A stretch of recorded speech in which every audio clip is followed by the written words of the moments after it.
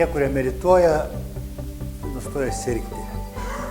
Net ir tas ligas, kurias atsineša, net ir tos ligos pradeda nykti, todėl kad tai yra panašiai kaip tekantis vanduo ir jokia bakterija, jokia infekcija nelabai gali užsilaikyti kūne ir prote.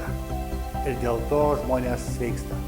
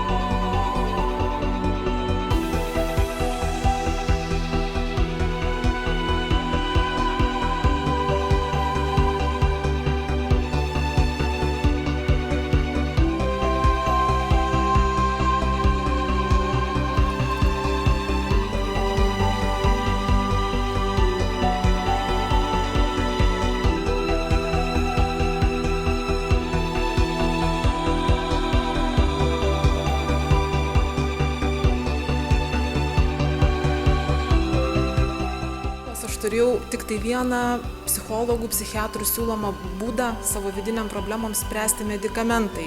Jeigu aš norėjau jaustis, man buvo pasiūlyta vartoti vaistus, stiprius psichotropinius vaistus.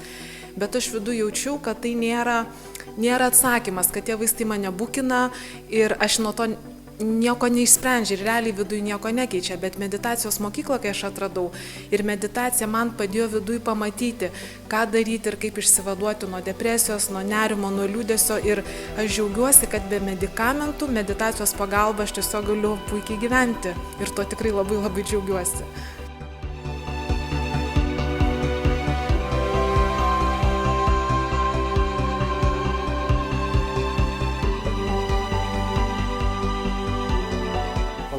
Tai čia yra kelias atsipalaiduoti, judėti vidun ir elgtis iš vidaus.